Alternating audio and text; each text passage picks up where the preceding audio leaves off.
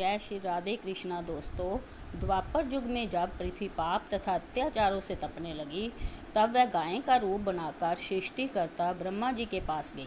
ब्रह्मा जी ने जब सभी देवताओं के साथ पृथ्वी जी की दुख भरी कथा सुनी, तब सभी देवताओं ने ब्रह्मा जी से कहा, यह तो अत्यंत चिंता का विषय है, हमें भगवान विष्णु के पास चलना चाहिए।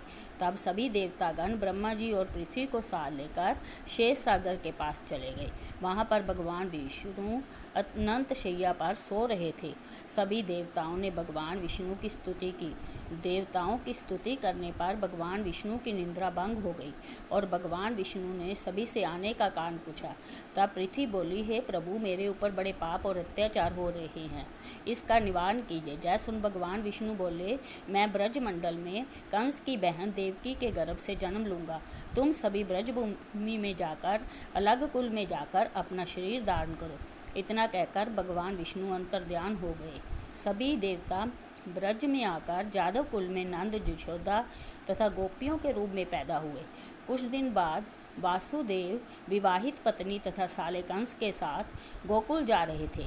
तभी अचानक एक आकाशवाणी हुई, कंस, जिसे तू अपनी बहन समझकर साथ लिए जा रहा है, उसी के घर उसका 8वां पुत्र तेरी मृत्यु का कारण बनेगा।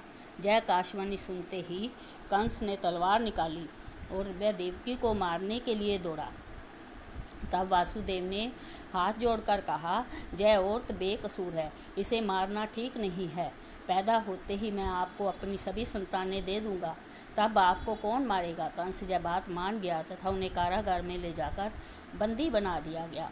वचन के अनुसार वासुदेव ने अपने सभी पुत्रों को पैदा होते ही कंस को दे दिया तथा पापी कंस उन्हें मारता चला गया। देवकी के 7 पुत्रों को मारने के बाद जब कंस ने देवकी के 8वें पुत्र की बात सुनी, तो उसने कारागृह में कड़ा पहरा लगा दिया। तब भाद्रपद की कृष्ण पक्ष की अष्टमी की रात के समय भगवान विष्णु ने बालक के रूप में प्रकट होकर वासुदेव को अपने आप को गोकुल के घर पहुंचाने तथा वहां से कन्या लाकर कंस को सौंपने का आदेश दिया। तब वासुदेव श्री कृष्ण को गोकुल ले चलने के लिए तैयार हुए। दरवाजे अपने आप खुल गए, पहरेदार सोए हुए नजर आए। जमुना पार कर वासुदेव गोकुल पहुंच गए। सोई हुई यशोदा को देखकर उन्होंने बालक कृष्ण को उनके पास सुला दिया और सोई हुई कन्या को लेकर कारागृह में पहुंचे। तब कारागृह के दरवाजे अपने आप बंद हो गए। सिपाहियों ने कंस को सूचना दी। यह सूचना पाते ही कंस ने कन्या को लेकर पत्थर पर पटकना चाहा, लेकिन हाथ से छूटकर आकाश में वह कन्या उड़ गई तथा साक्षात देवी के रूप में प्रकट हो गई और बोली, हे कंस, तुझे मारने वाला गोकुल में कब से पैदा हो चुका है। इसी प्रकार बार भगवान श्री कृष्ण का धरती पर अवतार हुआ। भगवान श्री कृष्ण ने बड़े होकर बकासुर तथा कंस जैसे राक्षसों का वध किया।